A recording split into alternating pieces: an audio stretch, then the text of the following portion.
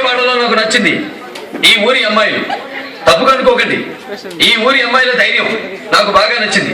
పక్కనున్న గుంటూరు జిల్లా మాంచాల పౌరుషాన్ని పొడిగిపుచ్చుకున్నారు.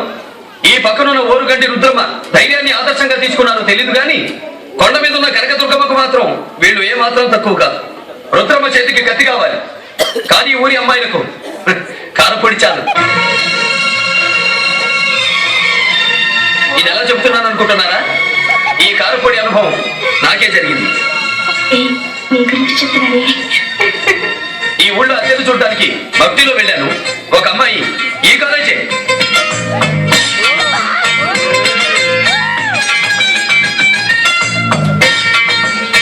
నన్ను సీఎని దొంగలనుకొని గదిలో పెట్టి గొడవ వేసి ముఖాన కారపొడి కొట్టింది.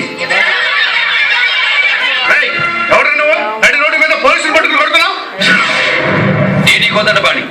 నువ్వు డీడీ కోదండపాణివి కాదు, కేడి కోదండపాణివి. వీడిని అరెస్ట్ చేయమంటారు.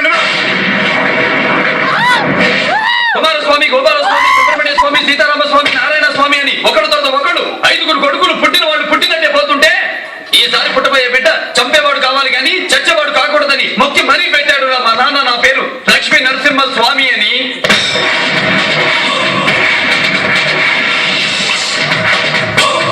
LN Swamy, DCP, deputy commissioner of police, Vijayawada. నువ్వు పోలీసు వా రౌడీవా? కాకి బట్టలు వేసిన సైనికుడిరా. మాట వింటే స్వామిని, ఎదురు తిరిగితే లక్ష్మీ నరసింహ స్వామిని. మీకు కత్తులు ఎత్తడమే తెలుసు, నాకు తలలు తీయడం కూడా తెలుసు. పోలీసు అయి ఉండి రౌడీలాగా కట్టుకుంటున్నావా? నాటి నుంచి AK-47 దాకా ఏదైనా పట్టుకుని అక్కున్న వాడిరా. నువ్వు ఒక్క పెట్టు వేస్తే నేను 100 పెట్లు వేస్తా. నువ్వు బస్సులు తగలబెడితే ఆ మంటల్లో నిన్ను తగలబెడతా. నువ్వు నరికితే అది హత్య, నేను చంపితే అది ఎన్కౌంటర్.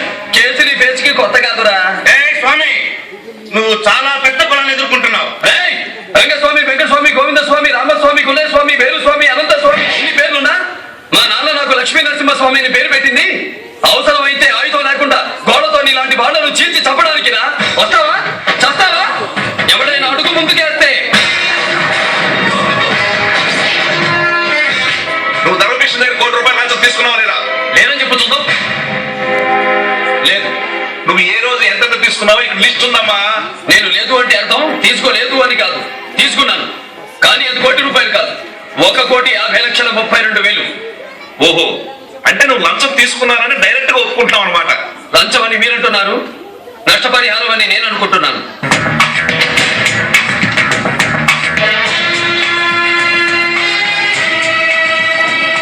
చూడండి, ఆయన వల్ల, ఆయన మనుషుల వల్ల సీతాపురం అనే గ్రామానికి నష్టం జరిగితే ఆ గ్రామంలో ఆయన ఆసుపత్రి కట్టించాడు, బడి కట్టించాడు, పేదలకు పక్క ఇల్లు కట్టించాడు. రసీదులన్నీ ధర్మభిక్ష పేరుతోనే ఉన్నాయి. చూడండి. యాక్సిడెంట్ లో చంపిన వాడి తండ్రి దగ్గర 4 లక్షలు తీసుకున్నావు, అది లంచం కదా? కాదు.